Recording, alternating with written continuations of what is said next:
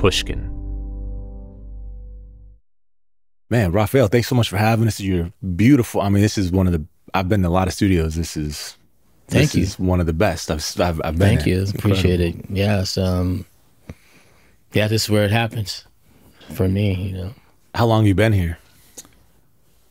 I've been here 20 years now. Working out of here? Working out here for 20 years, yeah. Wow. So that would have been, I guess, Ray, maybe after Ray, you started doing your projects here? No, I think I did Ray here, so maybe it was longer. Wow. Was it not Instant Vintage, though? Instant Vintage. Oh, so maybe I didn't. I forget which album came first now, but I think I did. Ray was second. So I did the last song on Instant Vintage. There's a hidden track at the end of every record that I do. Yes. So at the end of Instant Vintage, they gave me the keys to the studio. And so I came in, I had an MP 60, and I just dropped the drum machine on the desk, and I wrote the very last song to Instant Vintage. Wow. Yeah. I want to ask you about that too. How did that tradition start? Because actually, one of my favorite cuts of yours is the hidden track on Stone Rollin'. Is that with Larry Graham? It's the one with Larry Graham. Yeah. It's ridiculous. Yeah, we did that right here. Really? It's recorded right where you're sitting. Me and Larry was here, right here. Wow. Larry's you know, I mean, that's my guy. I've raised in the same neighborhood in Oakland that he lived in, so we met through some people, and I invited him to the studio and said, I got this song, and we just it was hard for me to actually work around him, to play bass. It seemed like I can't really play bass when he's around. Really? Yeah, he's the only person I'm around that I like lock up when he comes around. It's kind of like playing guitar in front of Hendrix or something. You know, it's like that level of, you know. Yeah. Hard to imagine because Hendrix isn't here, but like, you know, Larry's still around. Yeah, Larry's around. He's still great.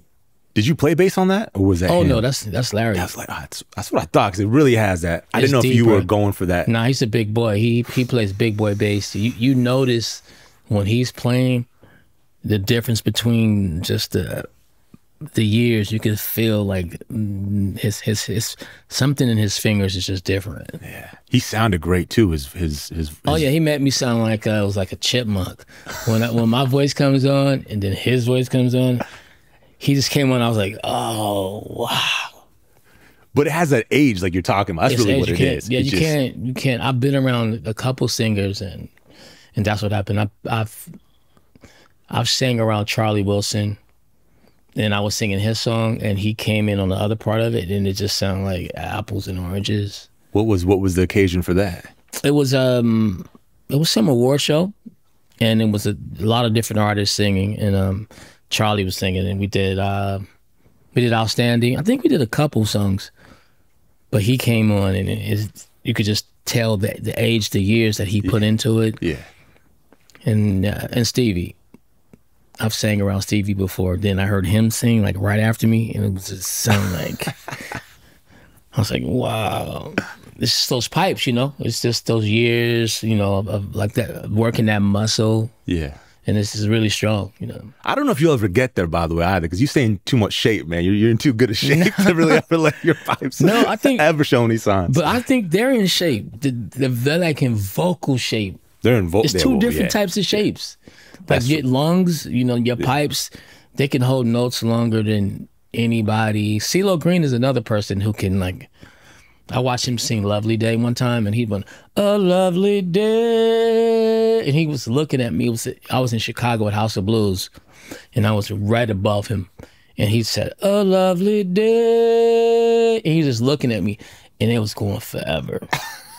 And I was going, how does he do that? So I just think that's those pipes, you know, those age pipes of you know, working that muscle. And CeeLo too, and Stevie too. I mean, Stevie has, of course, something like special, but CeeLo just has such a just born with some pipes that are just fascinating. Oh, yeah, you know, like he's a one of a kind. I mean, we always see each other in Atlanta somewhere and say we're gonna work together. That's one person I do it'll be easy for me to work with because he's so soulful, and I love soulful music too. So I'm waiting for that matchup. That's the perfect matchup for me. You should definitely do that. You should do a full Larry project too, man.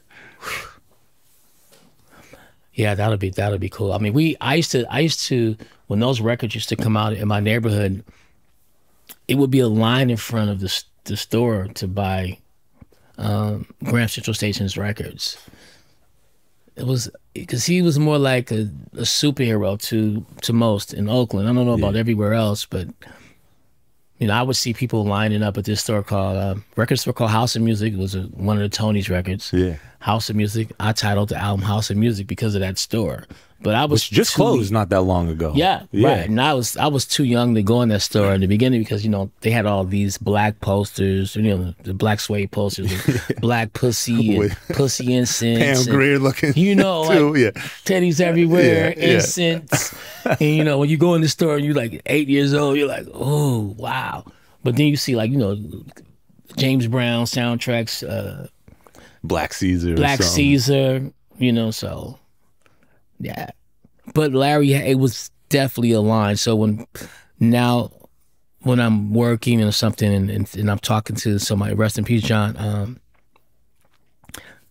John, he was always talking about John Singleton, about comic books, and so I was never privy to be in those conversations about comic books because I wasn't into comic books. My comic books was Larry Graham, Grand Central Station, Parliament, Funkadelic. The Funkadelic records. The album covers. Pedro Bell did all that artwork. Yeah. That's ridiculous. Mm-hmm. That's interesting. You bring, like, I wonder, because Larry Graham, I spent some time living in Oakland, and so I happen to know how much love the Bay has for Larry. It does feel like maybe elsewhere, Bootsy is kind of the one that guy. Gets the guy, but, for sure. but Larry's Larry's deeper than Larry's Steph Curry in Oakland. Yes. Yes. Sure. That's a great comparison. He really is. Yeah. He really is. Was he your inspiration to pick up the bass? My inspiration to pick up the bass came from my neighborhood. It was so many bass players and guitar players, and he was the biggest influence once I picked it up because he did things that nobody was doing. And so if you couldn't do what he was doing, you couldn't really walk into like a jam session and jump on the drums because the drummer was going to challenge you, you know, see, like, you know how to play pile? And if you didn't know how to play pile, then you couldn't be in the room. So he was the bar. He's always the bar. Another guy in Oakland to play for the Hawkins family, Walter Hawkins and Edwin Hawkins. And, Oh, Happy Day. Yeah, right? Daniel Hawkins, Lynette Hawkins, Tremaine Hawkins, but the guy is Joel Smith. He was the other Steph Curry in Oakland. I have a huge piece of art that I had somebody. It's in there. The one with the bass. I was wondering. I was like, is that Stanley, like a young Stanley Clark? But I never seen with the P bass. Like, Joel Smith. He's amazing. He's an amazing drummer. He was an amazing drummer and an amazing bass player. I looked up to him more than anybody. That's interesting because I almost was going to ask you too if that was Rusty Allen because it kind of made. I was like, he always got the hat on, but it kind of looked like him. But no, it's not Rusty. But Rusty is a beast. Rusty should get way more props than he does. Yeah, yeah. Because those slide records that he played on, I'm still studying those records. They're crazy. Matter of fact, I just called somebody to try and find Rusty's phone number. Really? So I just want to hang out with him. I think I have his email. Really? Yeah. I can shoot that to you. I'm pretty sure. Okay. Yeah. Yeah, he's ridiculous. I don't want, like, I almost feel like, you know, and I love Larry and I love Grand Central Station. But some of those slide records got even better once, like. He did kill it. I mean, I never want to say that. That's like sacrilegious for me to say anything about Larry. But I have to say, that Fresh record. And then even like, if you listen to him play with Bobby Womack. Yeah, right. Rusty's like his choice selection on bass is it's crazy. Bass is just a crazy instrument, man. You can, you know, fill up church and like a lot of those Donny Hathaway records, you know, the bass is it's a lot to know, a lot to learn. I love bass a lot, you know, and so I'm always listen to music in my car and just so amazed on how many great bass players there really are. There's some great ones, man. Yeah. Pino, another who you've worked with a lot. Yeah, Pino comes by sometime and we just have a bass off. One time we made a bass record. It was just me and him. It was no other instruments but bass. I don't know where it's at. Y'all didn't put that out though, did you? No, Pino just pops in sometimes when he's not traveling with some big rock band or something. Yeah, with the Who or whatever. With the Who. He's like, yeah, I got to learn 78 songs in 2 hours for the Who tour. I'm like, oh, damn. Do you ever want to do anything like that? Like do like a tour with somebody else? Be like a sideman for just like a year? I'd rather be a sideman. Really? Trust me, if the Stones would have called me like 15 years ago before the bass player they have before now. Daryl? Yeah. Man, I would be gone. I wouldn't even did my second album. For real? I'd be out. What? My own bus, my own jet. I'm out. It's done. Someone's got to hit you up now, no interventions is happening. It's done. I'm all the solo stuff. I've never done it. I've been gone. It's so funny. Dude, speaking of which, you performed with Mick on the Grammys in 2011, and that's the best I've heard Mick sound outside of the Stones. Really? Wow. Like the way y'all did that Solomon Burke song. Yeah.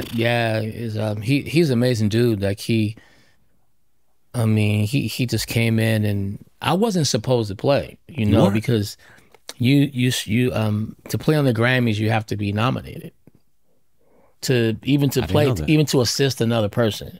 That's sort of the rules, I guess. Got it. Some bullshit rules, whatever. Yeah. But Mick called me and said, I want you to play with me, and at the Grammys. So we never really told the Grammys.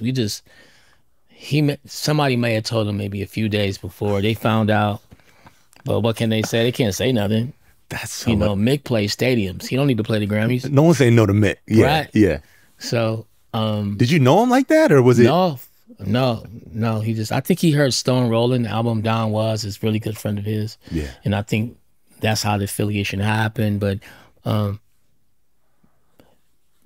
it was right. I mean, it was fun. I mean, I had a lot of questions for him, Did you ask him? Yeah, of course. Yeah, we talked about, Holland Wolf, and we just talked about those Chess Records days, and I'm a huge Holland Wolf fan, and so he told me about all kind of stuff. He pulled out his harp. We played blues at the rehearsals. We had more fun at the rehearsals, like for 4 or 5 days, than we did playing, at the Grammys. But it was really cool. He was real cool. It showed up on the Grammys though, man. It was like, it was really did. It really did, man. The band the guys I had, like those guys are. Yeah, who was in the band? 'Cause that's who I think Calvin Turner, Josh on bass, Josh Smith is a blues guitar man himself. Lamar Carter on drums, and I had Rob Bacon on guitar, which is a Detroit boy who's a blues guy, funk guy. I think I had 4 horn players. I think maybe I had a Barry, trumpet, sax, bone. Damn. I had BJ singing background, Erica, Jerry singing, Charles play keys. But that band, that was probably my best band. That was my best band. They were fire. Yeah. So, they all big, Mick fans. So I think they play better for Mick than they play for me. I was looking back sometime like, hey, It's so funny, man. Yeah. And you got those guys too. Lamar, you mentioned, he was on the Stone Rollin' album. He was. Some of those drum sounds y'all got. Yeah, he was on the record. Calvin played on the record. And basically, actually on the picture too. It's me, Calvin, and Lamar in the picture. It's like Are you in the picture? No, not the one in the front, but there's a picture in the back that plays to the back.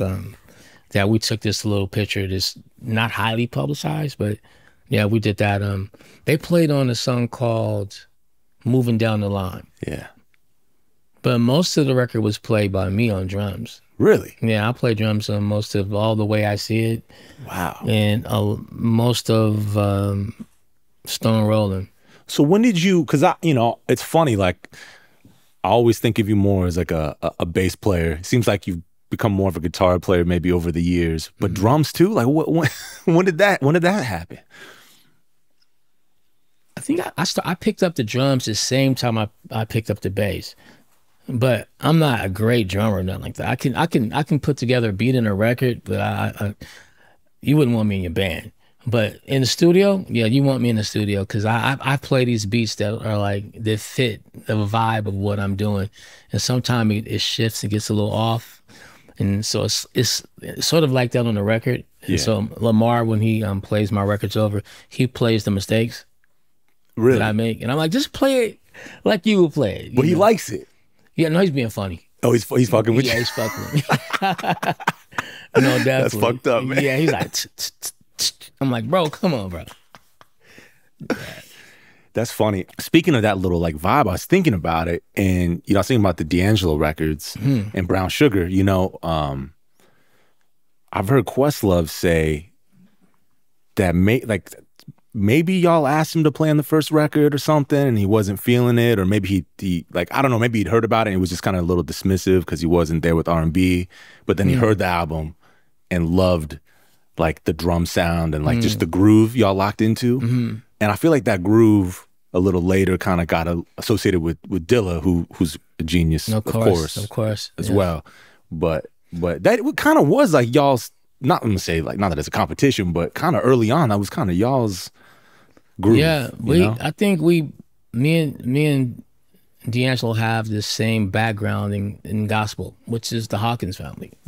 We both grew up listening to Walter, Ed, Daniel, and Joe.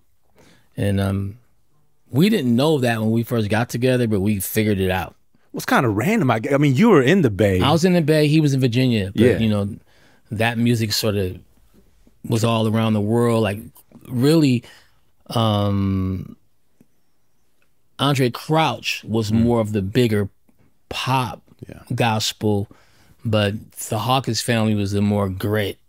But that was that. So it somehow it got to Virginia and it got in his house. His dad's a great piano player, D'Angelo's dad. So it just sort of happened. We got in the studio. We was making music, and we were.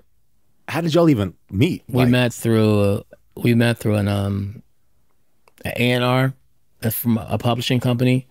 We were signed to the same publishing company, so somebody introduced us, and the first time we met, D was supposed to come to my house, and he didn't show up the first day.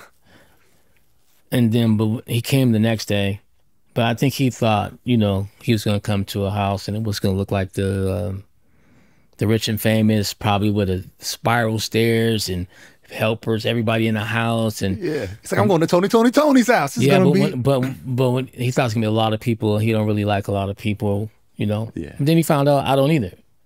So when he got to my little 2-bedroom, $235,000 crib, what it was in the garage. It was me, him, and my engineer. Where at? In Sacramento. In Sac? Oh wow. Yeah, and I lived in this neighborhood full of like lobbyists and politicians, right? And we were just, and he was just so surprised. He didn't tell me later on. I thought his house was gonna be crowded with a lot of people, and it wasn't. And so I started playing Lady. That's the first thing we worked on was Lady. Wow. You had that already? Yeah. Wow. I had the idea because it was supposed to be for Tony's record. The idea, but for like House of Music maybe or something. Yeah, they didn't like it. They didn't like the initial idea. They never heard it what it was going to be. Okay. Neither did I. But I played the guitar riff for D'Angelo, and he said I like it. I said cool. So I was going to call somebody over to play my guitar parts over. He said no. You should leave what you did. And that's the first time my guitar playing ever got on the record. Wow. Ever got on the record, yeah. So, but I think how we came up with it, we figured it out. We were playing, and we were playing behind the beat, but I think we were just really trying to lock something in. And so he would fall back and he would start laughing, then I would fall back and we started kind of smiling and laughing, and it we just kept going back and forth, but not talking about it, and it became sort of the style of his record. But that's the way he sings, that's the way he plays. Wow. And it was just natural for him, but he's a Dilla fan. Yeah. And so then, I'm a Dilla fan too, so I figured it out later. We were just mocking Dilla. Really? That early? Like early on? I think Dilla was the first one. Okay.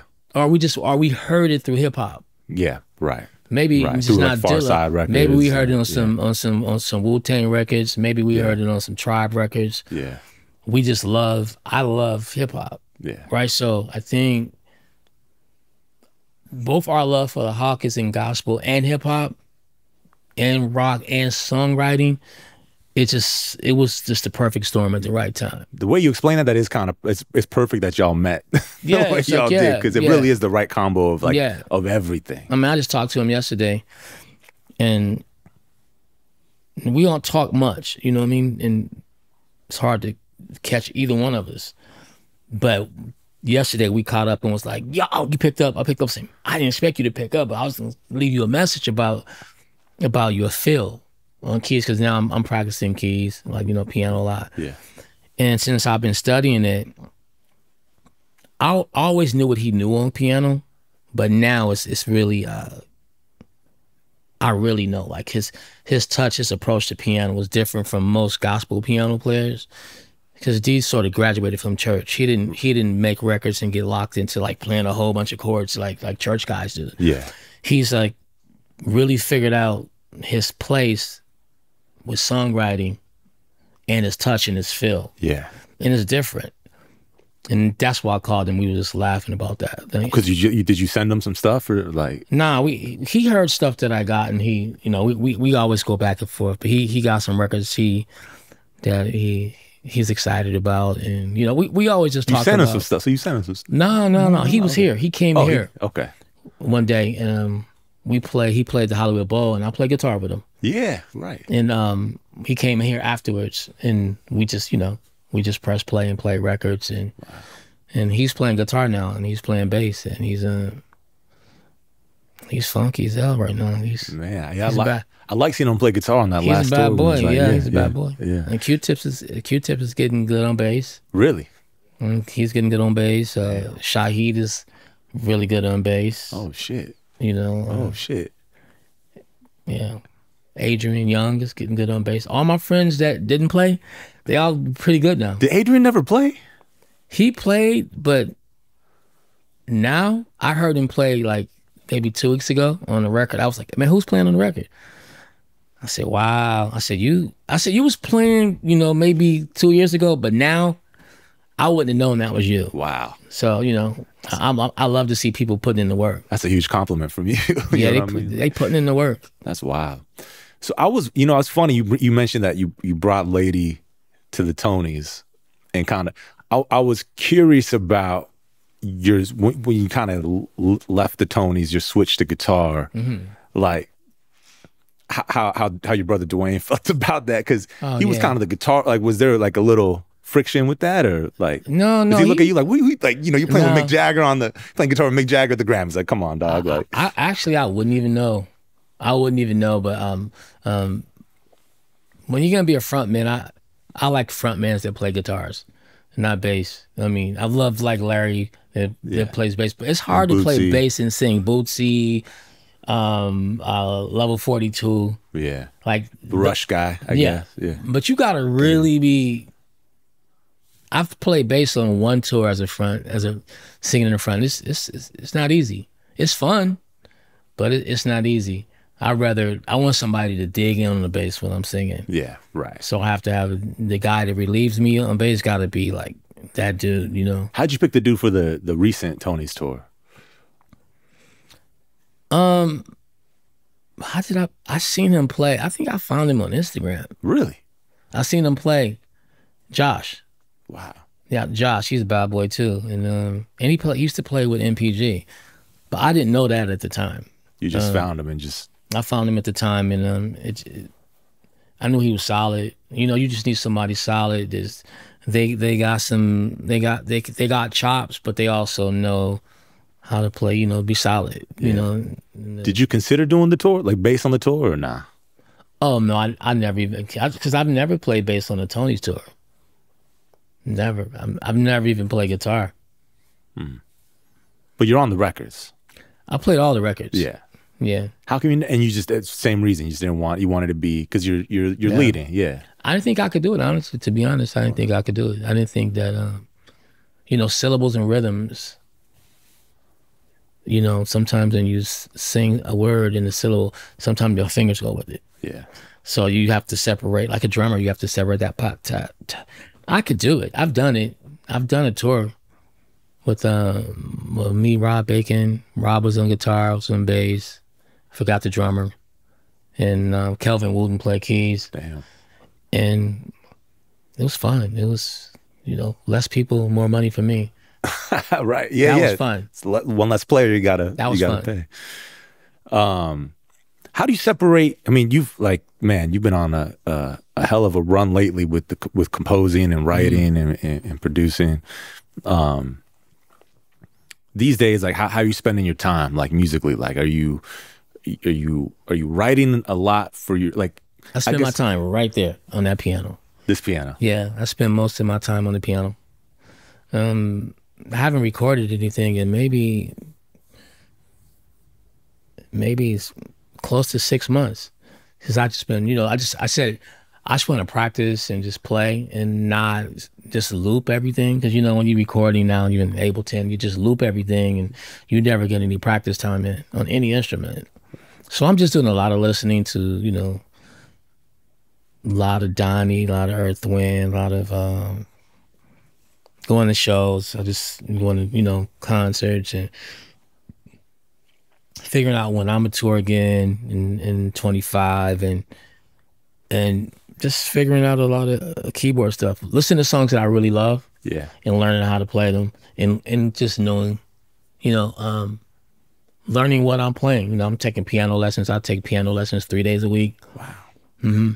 I take classical pianos. I haven't played not one full classical piece yet, but because I'm starting from the very. And are you reading or are you reading everything? Yeah. Wow. So I played first bone in school.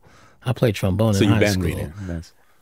We was cheating in school. That's why we was writing down the positions. You know, 1, 2, 4.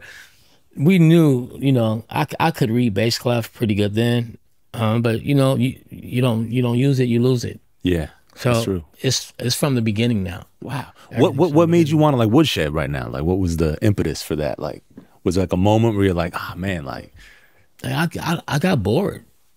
I mean, I love piano, I love chords, I love voicings, and I want to have so much artillery to write to grab from. Like, I can hear everything, I can hear it, but I just want to be able to go to it in like 2 seconds.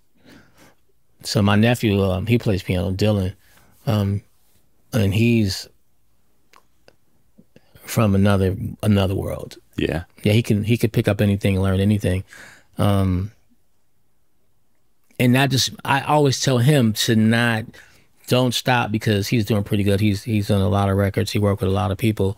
And because he's so talented that, you know, you could stop playing your main instrument. His main instrument is piano, but he plays guitar, drums. His little brother, Jaden, he plays bass. He's funky as hell. Wow. He been playing like Larry Graham songs since he was like 9 years old. What?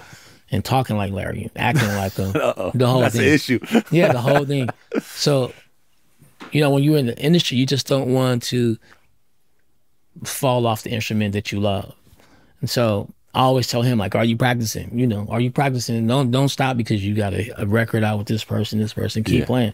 So I took some of my own advice and jumped on the piano, looked on Google, found this piano teacher, Kristen. It was the Topanga pianos. I found it. I thought she was in Topanga. Topanga Canyon pianos. Okay. And but she was actually in Seattle. So I like have a screen here, a camera here, a camera here, a camera here, with my upright piano in the back. Oh, okay, you're zooming on that. I'm zooming. Yeah, and it's been really cool. So I haven't written any music, but when I start writing music, I think it's gonna be a little different. You have a whole new bag to pull from, for sure. Yeah, because now I'm playing like stylistic songs. I'm going over all the songs that I used to play. Cuts, yeah. Some of the best writers were, you know, piano players. Yeah. So what are you like? What are the songs that stand out for you as what were the songs that you loved growing up? Oh, that are also like incredible piano songs. It's gonna sound redundant, but that's why I started listening to the Hawkins family, because I felt like all those records, if I learned those records, just almost everything I wanted to know. But then I would say, like, you know, Tom Bell and the Creed, you know, very good piano songs, and it falls right in place with all like the Spinners and the Delphonics, the Stylics, all those people. And then Earth, Wind and Fire, I was definitely all over the Gratitudes albums, the live album. Did you ever see them in the day? I didn't see the Gratitude tour. No. Okay. But I saw Funk on the Grid. I saw Parliament. I saw Bernie Burrell play live. I saw Tower of Power live. I saw Bob Marley and the Wailers. You did? The Berkeley Greek. Wow. I don't think I've met anybody that saw Bob. I met one person one time that had tickets and they didn't go for some reason. I was like, I didn't have tickets. I was just on a bike, riding a bike from East Oakland just to Berkeley, just being some bad kids, just riding so far from home.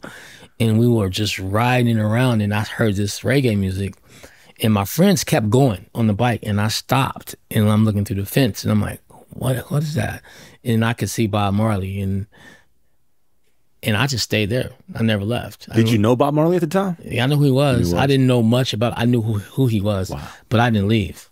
I just stayed there by the fence. I watched through the fence. That's incredible.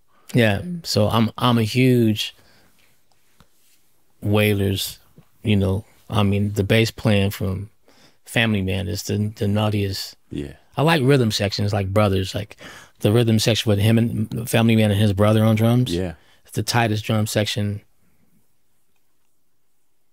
I would say I would put them neck and neck with James Brown rhythm section. Wow. It's different, but it's tight. That's a hell of a. I know. I'm gonna have to go back and listen for that specific. Oh man, it's just crazy. That, and then I'll go to Verdine and Freddie. Yeah. You know, those are my rhythm sections. Yeah. The Bob rhythm section, Earth, Wind and Fire's rhythm section, and James. Wow. And of course, James Jamerson. Yeah, right. Motown. Yeah. Motown. Yeah.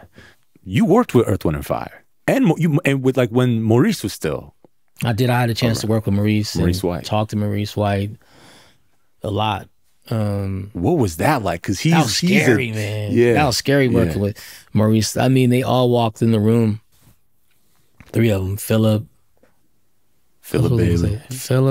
Bailey, Maurice White, and Ralph Johnson. Dope.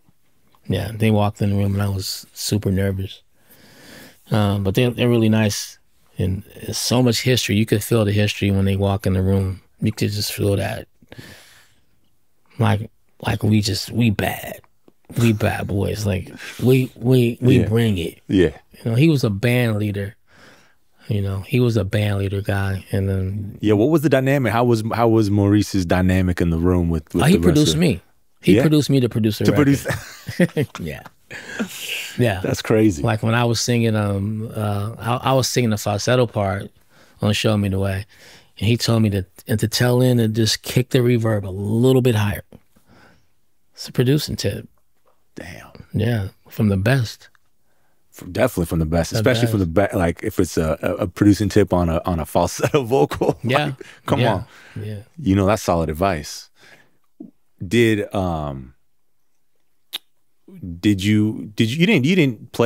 never played live with them, did you?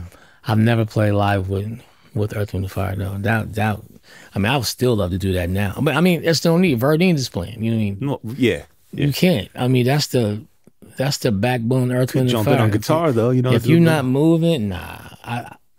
They just let me clap my hand. Maybe I could sing a part with Philip, but I'm definitely not gonna jump on the guitar or bass. Man. Maybe in sound check. A couple of sound checks I would like to play with Earth, Wind and Fire, and I got a chance to play with Nile Rodgers and Chic. Wow. For something at Apple. When was that? Maybe a year ago. A year. Okay. Something for some type of it's a new headphones or something. Yeah. You know, I was like, oh yeah, I'm definitely doing that. But it wasn't a live audience. How was it though? It was amazing because, you know, Bernard Edwards is my guy too. Were you playing his parts? Yes. Oh, shit. Dressed like him. I did the whole thing. I had the schoolboy glasses on, the tweed jacket. I did the whole thing. Now I was looking at me and saying, wow, man, this dude went all the way in. I'm like, of course I did. Damn. That must have been, Bernard Edwards is ridiculous.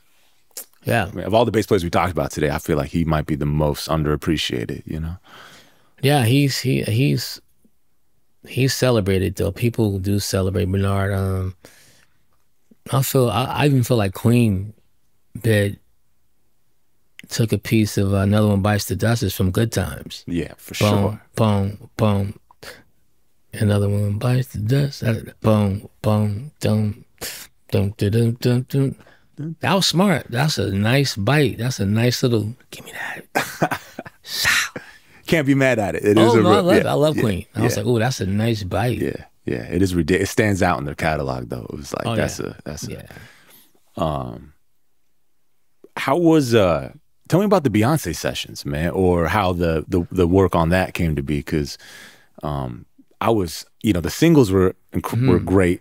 16 Carriages was particularly my favorite of the early singles, and I know you worked on both of those. But then when the album came out, I was kind of an American. What's the top? Requiem? American Requiem came on. I was like, yeah, I got to really listen, because. Well, they did a great job of like having the right people in the room. You know, I always tell people about Beyonce's her ear and her, like, you know, decision making is the most important thing you could be as an artist. Somebody that tours, somebody that makes records, somebody who knows their audience. So if you know your audience, it's easy to have musicians in the room that you think can push forward what you're trying to do. And so for me, you know, Dream was in the room. Yeah. A lot of great musicians. So we took songs and I changed some songs around, you know. But then there was great things on the record already. So I just had a great. It was almost like the all-star team, you know, with people that I didn't know, like the banjo playing, you know, with, you know. Yeah, Rhiannon Giddens. Rhiannon Giddens, who, like, that record wouldn't be that record without her doing that. That banjo part's amazing. Right. Yeah. So I think I just think they A&R did great. They had a great team. They had great people. Was that banjo part on there but when you first heard the song? No. But she knew, like, she wanted to have it on the record. And you always want to, I love working with people who know what they want. Yeah. It makes producing fun, you know, or being a part of something fun. Yeah. What was the ask of you? Like, what did you feel like you were? Why was I in the room? Well, yeah. I think I was in the room because I'm coachable, and I take instructions, and I can do what you ask me to do, and I actually love what I do, and I love actually knowing that somebody's gonna you dish them a dime, they about to go dunk it. That's my inspiration for me. I think they know, like, you know, I could be in a room and work with people. Yeah. And it's more about the camaraderie of working with others, you know, and not being like, I'm a producer. Instead of like, no, we're in a room, like, we have instruments and it's time to get it done. Yeah. And I think that's why I was in the room, because I can play in many genres. Yeah. You know? But you can also play a lot of parts, like, so it's like, were you in there with your set, like your like musician hat on, or producer, like the dreams already, like how do you balance that? There's so many people, man. Well, sometimes I'm in the room by myself, and some of the stuff I did here, like they sent you stuff, and I will send stuff too. That was already, like, Bodyguard was pretty much a song that I did, you know. That you wrote that, I wrote that alone, because you do you doing the count off? Yeah, on Bodyguard. Mm-hmm. Okay. Yeah, she kept the count in. Yeah, but I wasn't even gonna like play that song. I was going through another song, and she heard it, and she said, "What's that?" She got an ear like that, and that's why I said not many artists could take a song like Bodyguard and say, I like this song and I want to make it a record. They wrote changed some lyrics and did different things, but it's only maybe 2 people I know that takes some of the stuff that nobody would take from me. That's Beyonce now and D'Angelo. Wow. And Solange. And right. Solange too, man. Right. That'll take some, like, I wouldn't even play some things for people because I know they might be like, oh, that's just way too, like, you know. But you could, you know, the great ones want to dive in. Yeah. You know. And well, speaking, can you tell me the story of Cranes in the Sky? Cranes in the Sky was already 8 years old. The music was. And I was really singing something in mind. What you do is what you do. Is the certain thing you always. That's what I was doing, something crazy like that. And when I met Solange, we were both doing these 60s records at first. And then we were going to hook up, and I wanted her to write for me, with me, for that song, for me. For your album. Right. So she had a copy of it, but I think it had my vocal on it. But then she wrote something for herself. And it was years later, maybe a few years later, but it was already 8 years old. And some water. I didn't have a copy of it. I didn't have a clean copy. You gave her the actual, like, the only. She didn't have it either.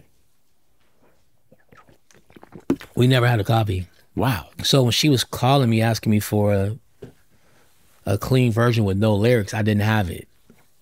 So a good friend of mine, Conrad, who lived up in Portland, is a videographer, and he sometimes takes my songs and sort of makes shorts, films. And so I was talking to him about he's, you know, I have a copy of it on a CD, on a disc. So that's the only thing we had. Because you had sent it to him just to... That was it. Just so we could make a film with it? Or like a little short film, shooting some friends and, like, you know, just some stuff on the street. How the hell did he get on that list? Yeah, Conrad Montgomery. He's a track and field coach. He's a good friend of Nile Rodgers, and we run together. We run together. He taught me really how to run. He's a track and field guy, and he had it. And I said, only one I have is on a disc, and so that record's nothing separated. That's the record that came out. Wow. So you ripped it from that. She just sang over just put that in Pro Tools and sang on the top of it. Wow. Yeah. That's wild. Yeah. So when it works, it works. Sometimes you don't even, I mean, I think they compressed it and mixed it that way, like with compression to make it, you know, but pretty much it was, you know, the bass was there, the drums was already there. Mellotron is that Mellotron right there. Wow. And it half works, so it kind of cracks and does some weird shit. So no Mellotron sounds like that Mellotron because of that. So I never get it fixed because of that. But it was all on that record. Wow. It was not anything recorded. Only thing that was recorded over was my nephew Dylan played. He played he played an acoustic an upright piano, or he played a grand piano on top of it. Then Solange added some like crazy like bell was just like boom. She added that, but everything else was pretty much already multi-tracked, and we couldn't separate anything. Did she record that here with you, or did she do it on her own? Did she? I think she recorded Cranes here. Wow. Yeah. That's wild that's the origins of that song, man. Yeah. You know what I mean? Like that's a Grammy winning project, man, that you just was like discarded and with some track coaching. Yeah, sometimes you just have to make music and to make music, because I don't make music to give to anyone. I'll make music to sort of entertain myself, because I love music that much that I just want to hear it. If I come in the studio, I want to hear music. Sometimes I come to the studio and I don't even play any music. I might play Madden or something. like the arcade, the old one, like when like McNabb was the quarterback. Okay, all right. Yeah, going back. Yeah. So you played with McNabb. I played with McNabb, and then Terrell Owens is the receiver. He catches everything right out there. You don't play with the Raiders? Every blue moon, I played with the Raiders. The Raiders wasn't that good that year. Okay. But sometimes, sometimes I play with the Raiders. I am definitely a Raiders fan. I mean, come on, that's tough, man. I'm a Raiders fan though. No, don't get it twisted. Yeah. But if I'm playing arcade, I don't do it. Okay, all right. You gotta go with the Eagles on that. I got to go with the Eagles, or I have to go with the best defense on that game. I would say somebody like Rick Ross will probably say, "Nah, that's not true," because I heard he's really good on arcade. Oh, really? I would say Green Bay. I like to play with Green Bay. Kansas City, because they had Priest Holmes as the running back at the time.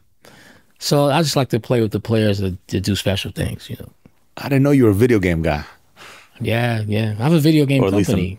You do? Yeah, we make games. It's called Ilphonic.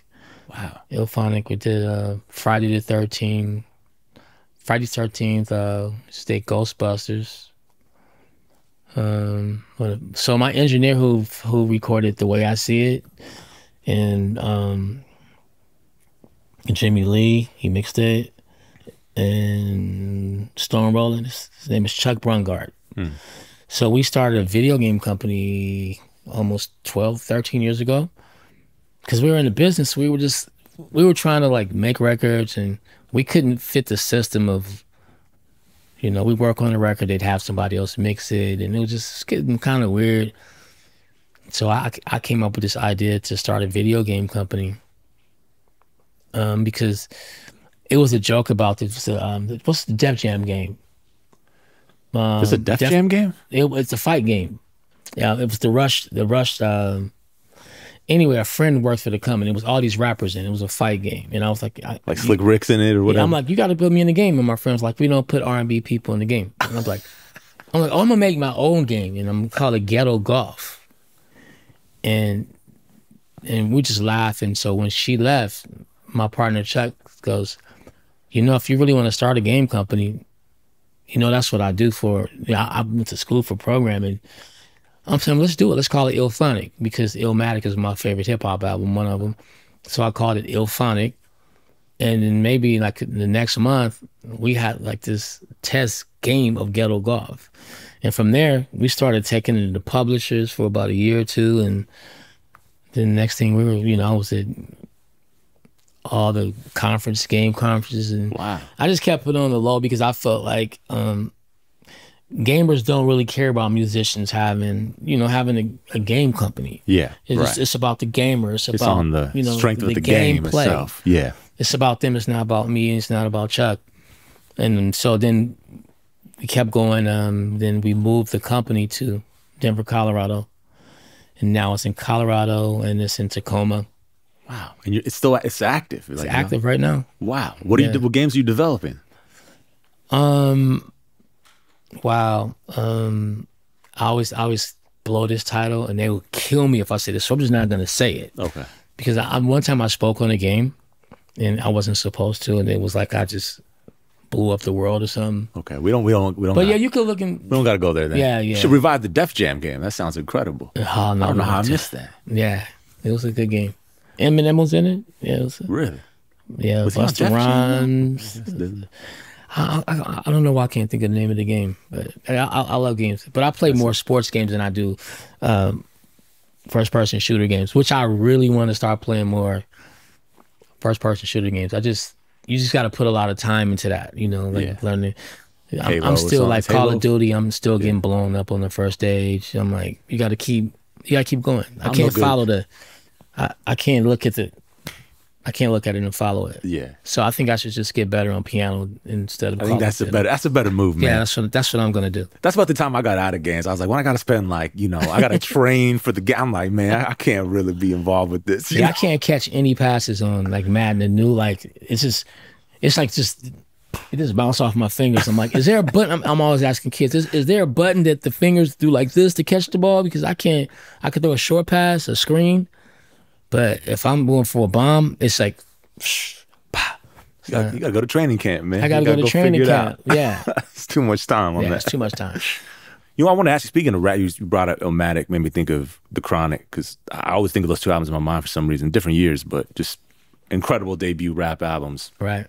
But Chronic 2, still DRE, and you did Still Ray. Right, yeah. On Instant Vintage. Yeah, that was it feels like speaking of like a good, yeah, it's a good bite. That was a great bite. It's a great bite. Yeah, of course. I mean, I'm a huge Dre fan.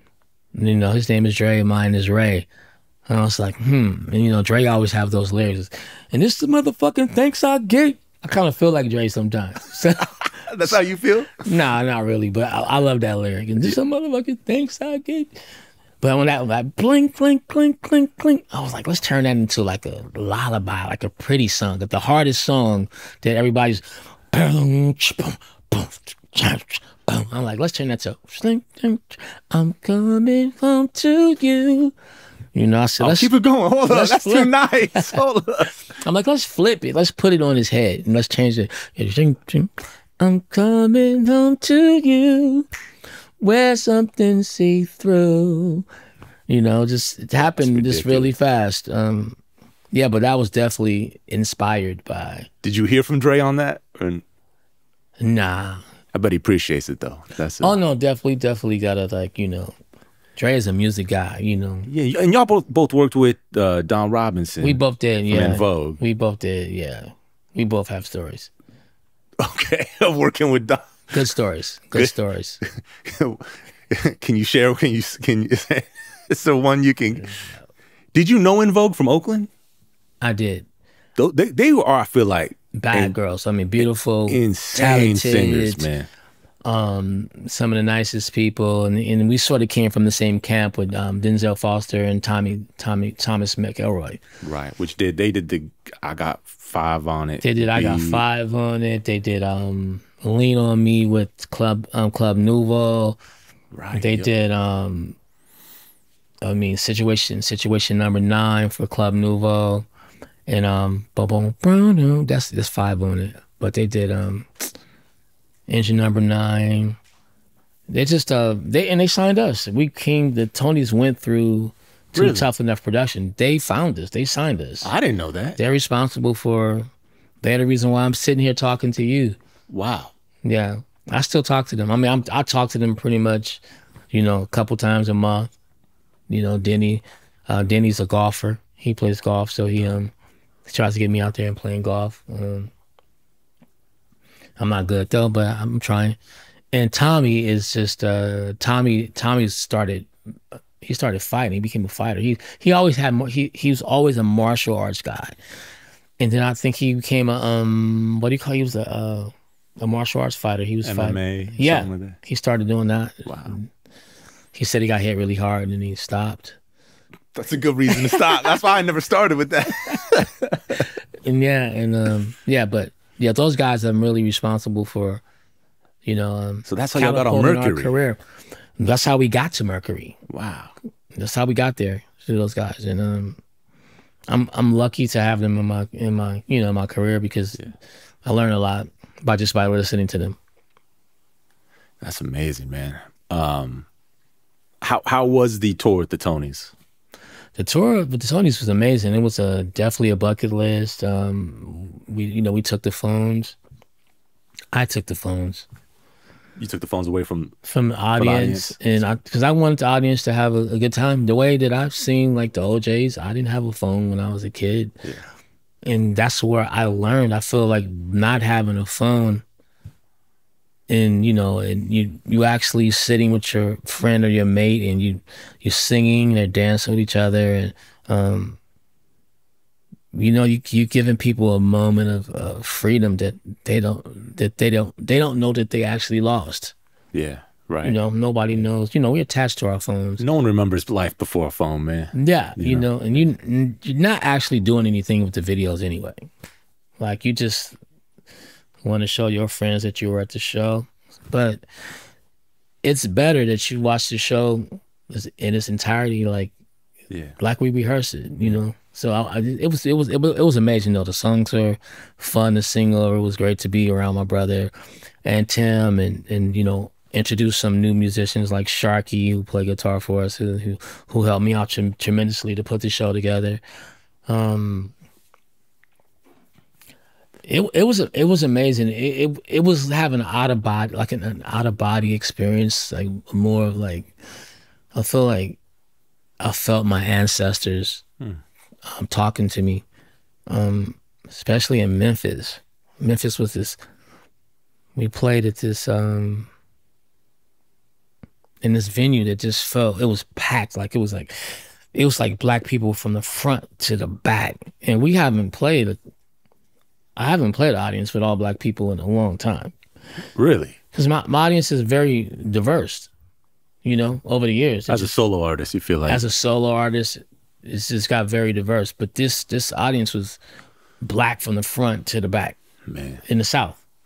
It was everywhere. It was a few different people in different places.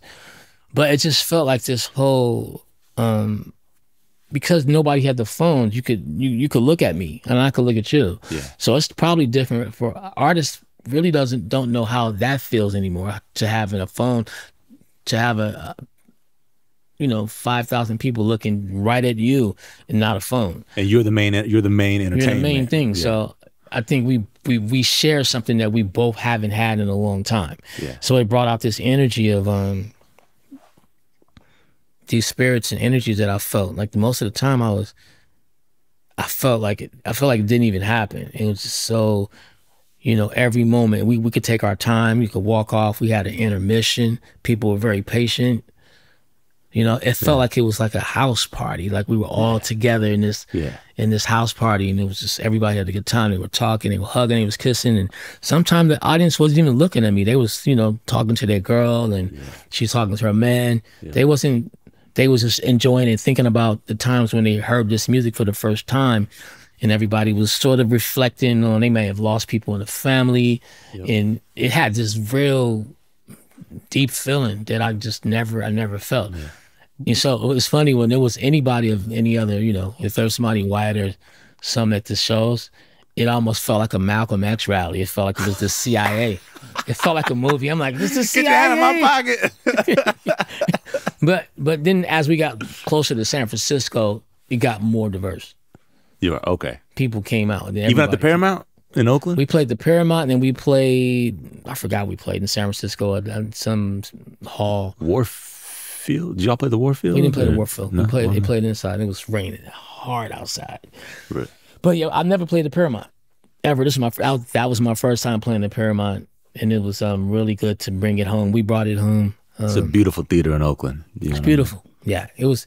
So the experience was it was amazing. I just felt like we needed to give people, give it back to them one more time, something that they gave to us. They gave us the gift to like our music and to like what we were doing, because we didn't know what we were doing. Just, we were just kids making music with a record deal. And we were able to put out some test of the time music that people still listen to. I mean, how did it feel for you guys to do it? Because I mean, I feel like, and I guess there's two ways of thinking about it. When you guys broke up, if that's what y'all want to call it, after House of Music, I feel like you guys kind of went out on top. Like House of Music, like I love all the records, but House of Music's like, of course, far and away from me, my favorite record of y'all's. And it's like, damn, there's probably so much more y'all could have done, or maybe it was the right time. I don't know, but y'all left like on top for sure. Yeah, we did. I mean, so to get together, like 20 years later, like how did that feel for you guys? It felt, because we rehearsed right in this room. We rehearsed here, and it felt good to see everybody in the room, and and playing those songs live. No back tracks. Just it felt really good. And it was more for me, for like the nieces and nephews, family members, to and for my father, who was not living anymore. He would have wanted us to do that, and I really wanted to. He said something to me before about how to look at things, no matter what you think they are, how you look at them, and how you want to be perceived. And I wanted to be perceived as, I wanted to give people what they wanted, because when we were younger, we blew it. We broke up. We didn't We didn't run it. I left. You know, I left the group. But it was the perfect time for me to leave the group. I mean, I didn't want to be, I remember, I always have these stories about Eddie Kendricks, one of my favorite people who, you know, it was hard for him to leave the Temptations, I'm guessing, right? Yeah, such a big group, such big stable songs, and like, you know, Lionel Richie leaving the Commodores, you know, he had big, huge compositions. And I didn't want to get stuck being just a group guy. I felt like I had more to offer, and I had ideas of how I wanted to do things. Yeah. And I wasn't like the band leader guy who could tell people, you know, this is how it's going to go. Just do what I say. Yeah. So that was better for me to step off and just try and, you know, and see what I was going to do. I wanted to work with other people. I just wanted to play music. Yeah. You know, and see if I could copy these legends that I love. It didn't feel like you could do both. Like it didn't feel like that was Nah. No, I just came home one day and was like, I'm just buy some season tickets to Sacramento Kings. And I did. And I met Brian Grant, who became one of my best friends to this day. And I didn't want to, you know, I had a detail shop out there. And so the Kings cars will come there, different cars would come there, people will come there.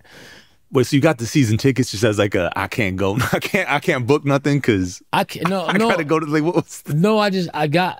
when I decided I was leaving the group, I just decided, I just moved to Sacramento, was new in Sacramento, bought this house there, was nothing to do, and I was like, it's not shit to do in Sacramento, but go to a strip bar or go to a game. So I did both. And season tickets to both. No, not season tickets, but I mean, that's where I was like, you just hear a lot of Metallica in Sacramento at strip bars. Oh man, that's it, dude. That's always and I love Metallica, and I was like, oh yeah, this is cool. Metallica, like, yeah, Nicky's coming up right now, guys, and Metallica and truck drivers, and it was the Sacramento Kings, and then and so people was asking Brian for tickets all the time. You know, he had a family. I'm gonna get my own tickets. Right. And that's what I did. I ended up watching more basketball, watching more sports, and then I only worked on 2 artists at the time. Was D'Angelo, was Lady, and Total, Kissing You, Puffy's group. Other than that, I didn't do much work for a few years. You know, it's interesting too. You compared, because like, you compare yourself to Eddie Kendricks too, because there are some times listening to Toni, like when you and your brother like trade vocals, it's almost like a Ruffin Kendrick kind of like, just the way y'all sound sometimes. You know what I mean? Yeah, because I always felt like, you know, sometimes when I'm watching sports shows, sometimes people scream too much. Like if I'm watching Stephen A. If I'm watching First Take, I call First Take First Baptist because it sounds like church. It sounds like preachers. They all sound like preachers. Yeah. But I love their show. I love the show. And then I'll go to like, what's it called? It's called First Things or something. First Thing First. First. Yeah. Their voices are too high. It's just like, no. And it just irritates the hell out of me. And then. Well, Skip Bayless. Can't take Skip at all. But who was else? Shannon? No, who was on the show I like on the Skip show? Wayne? Wayne's on there now. The wide receiver. Oh, you're talking about from USC. Yeah. I'm just blanking out on his name. That's terrible because he's my favorite guy. Yeah, he just joined the last year. I can't. It's great commentator. I can't. Think so he makes Skip's show good, but I'm really a Colin Hurd guy. You're a Colin Hurd guy? I know. I can't deal with. I feel about Colin the way I feel about Skip. I like Skip actually. It kind of reminds me of like wrestling or something. Colin is right because you know why? Because Colin got it right. Because Colin is no debating. He'll ask a question. He debates himself. No, but when he brings on great guests. Yeah. Okay. And he doesn't. If I ask you a question. Yeah. And then when you answer the question, he goes to the next subject. He don't debate you. Yeah, right. I like that. He just moves along. He just moves along. He doesn't debate you, right? So that's so funny. Back to me and D'Wayne. Yes. I think my voice is irritating sometimes, right? So it was great to have me and D'Wayne going back and forth. And that's the way I see those talk shows, those game shows. You need different people with different voices because some voice might irritate you. My voice is high, and sometimes people, it could be irritating. It's too high. It's too. I've never heard anyone say that. But when D'Wayne comes in, it just levels me off and gives me the confidence. You know, it's like, I don't want to say this, but like, you know, Michael and Jermaine, it worked, right? Yeah, yeah. So those talk shows, yeah, I think Colin is the man, bro. Come on, man. I can't, man. You like Skip over Colin? Skip's funny to me. Skip just crack. It's like, it's so ridiculous. It's insane. He's like Trump almost. Yeah, but okay, sorry. Okay, listen. You're not wrong. He just said shit. Wrong. But here's the thing, like, I might regret putting this on wax, but Trump is actually kind of funny. He is funny. It's just that it's like, but he's Bush, it's like, George Bush is funnier. Come on. They're both pretty funny. No, Trump is just ridiculous. Well, you know what's ridiculous? I mean, this really ain't funny. It's kind of funny. It's in a dark way. That you think about George Bush started the Iraq War, all those veterans, people dead, maimed. That's terrible. And now he's just sitting there at home painting them. And he's good. Like, bro, like what? Like, you sent them to fucking lose an army. Because now he's painting like, look at this motherfucker you guys got now. Yeah. Like what? Like whatever choice do you have? Like, I mean, and most people I know like are voting and who wanted to vote Trump, you wouldn't think, and everybody want to save money on taxes. But I want to save money on taxes too. But I'm like, if that's gonna be, I don't want to do it that much. Lose the money. Yeah, I would rather lose money than do. Yeah. Like, but Skip is definitely Trump. He is, but he's not trying to run the country. That's what I appreciate about it. You know what I mean? He's just trying to put Shannon Sharp on. I feel like Skip comes in with a ready package. Like you say something, he's gonna combat it. I feel like they have I guess I can see their daily meetings. I'm gonna take this position. You're gonna take that one. That's why I don't like it. Yeah. Okay. With Colin, you know there's a meeting, but it's only one person, so Colin just reminds me of the guy in the classroom that's doing too much. You know what I mean? Like he's ruining everything for you. It's like, But you know what I like about Colin? I don't know how we got on the sports thing, but the funny thing about Colin, I want to find out, why does he hate Aaron Rodgers so much? That's a great question. It's funny though. He'll give him a break, but he'll be like, he just kills him. I think I watch him just to watch him kill people. But but he has like really, I will say this, he has really good tips for being professional. If you listen to him, oh yeah, definitely. Like he definitely. Okay. You got to. I'm gonna move to Manhattan Beach. Try to link up with him. He may see if he can mentor me on how to. Yeah, really. You know what I mean? I mean, because look at I'm gonna leave Long Beach behind. Look at his podcast company. Is Draymond Green? Yeah. Wait, no, is that his? That's his. Oh, I didn't know that. Yeah, dude comes on and be like, he gave Draymond the platform. I didn't know that. Yeah, he's a beast, man. He's a beast. I know. But Skip, you got Stephen A, Shannon, Wayne, our boy who we can't think of right now. He's put people on too. I'm just saying. I try. Like I try. I skip my stations and I go along. Skip. I'm like, nah. Skip's like. Skip's just like making people mad. Yeah. I love it. I love that about it. It's a different strokes for different folks. That's right. That's right. That's it. So I feel like I'm bouncing everywhere, but it's just like so much cool. to ask. But one more thing about Skip. Please. One more thing. His name is perfect. You should just skip his show. Exactly. That's the tagline. You can just go and skip me. Skip that. Just skip this Bayless, man. Yeah. Y'all went down to record house music. Y'all went down to, was it Trinidad? Trinidad. Yeah. It's a house music. Was it Sons of Soul? Was it Sons of Soul y'all did that? I think it was Sons of Soul. Okay. Yeah.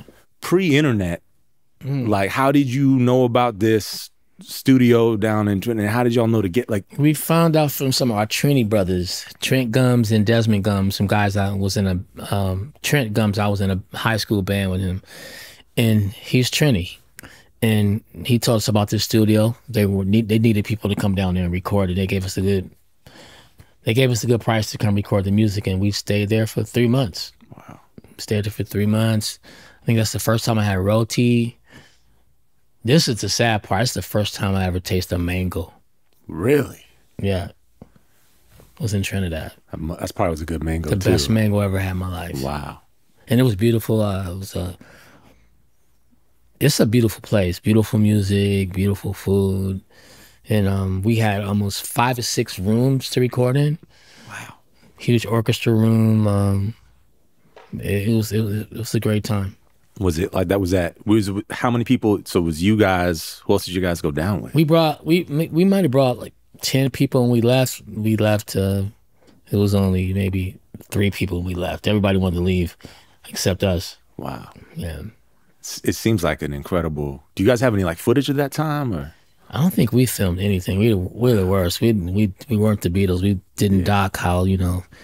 You see the Beatles have a documentary that came out and they filmed it like 40 years ago. Yeah. Yeah. And it's like literally all the footage. It's like, yeah, they're never off camera. No. Yeah. Yeah. I mean, it's pretty, I guess that makes sense that it was Sons of Soul because it feels like that's like really, there's an energy on that album, you know? Yeah. Sons of Soul was like, yeah, it was definitely a Trini energy. Right. That's slow wine. Slow wine. Yep. Slow wine. It's beautiful. I mean, like the rainforest, it would be like just in the daytime, just you eating dinner and just hard rain is just coming down, you know, because the windows are open. Yeah. It's they live the good life out there. Other thing I wanted to ask you, just going back to Beyonce, your brother, D'Wayne, brought Destiny's Child to Oakland like before they blew up, right? Yeah. So is like, did you like, yeah? Can you tell that story if you know it? And then did you know Beyonce at that time? No, I didn't know Beyonce at that time. I actually was in LA at the time. Okay. Or I was in Sacramento and then I moved to LA. So I missed that whole thing. I wasn't around it at all. Wow. Yeah. I know he had them through another guy named Alonzo Jackson. Alonzo Jackson is a guy I was in a band with too. And D'Wayne was in a band with Alonzo Jackson's uncle. So we were sort of like the kids band to that band. And so, but there's also another lady who Alonzo met. So he met Destiny's Child through this lady. She ended up passing away. And then Alonzo brought the girls to D'Wayne. Did you hear from him about it? Like, yo, I got these. I mean, he was working with a lot of people at the time. He was working with Alicia Keys. After that, he had his own label. He was working with a lot of people, but like I said, I wasn't around for any of it. I didn't know any of the artists. Do you guys get along, or is that not like? No, we get along. Yeah. No, we get along. We just different. Yeah, we just different, and you know, I mean, growing up, he was my child, my idol. I wanted to be around him all the time. It was a sort of an age gap there, and once you get a record deal, everybody start having their own set of friends, you know. So, and I was still enamored with the trick that I was in the business. I was making records, you know. It was like something that was really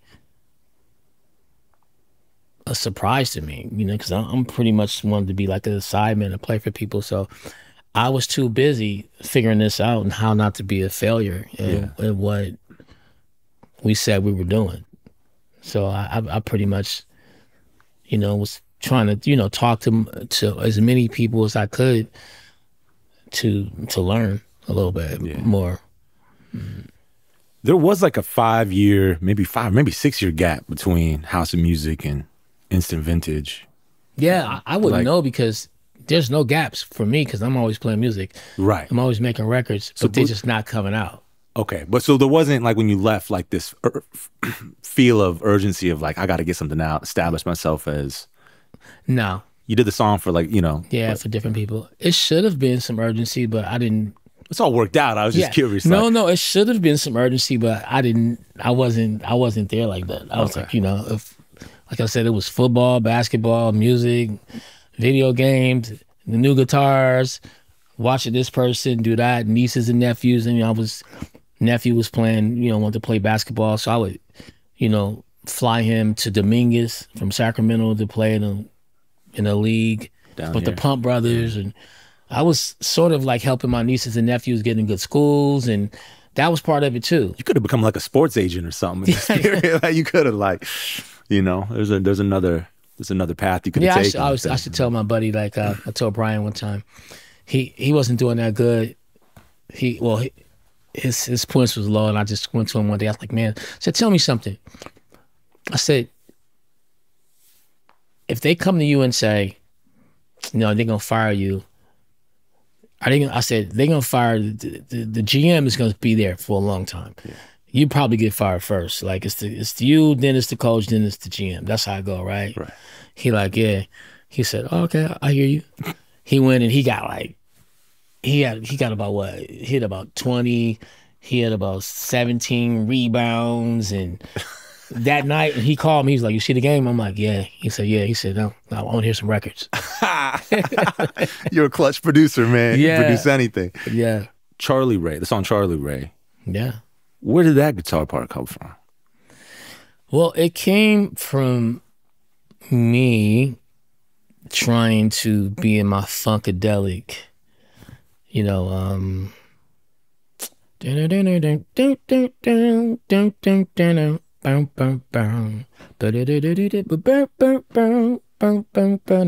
it's like Charlie Ray's. It's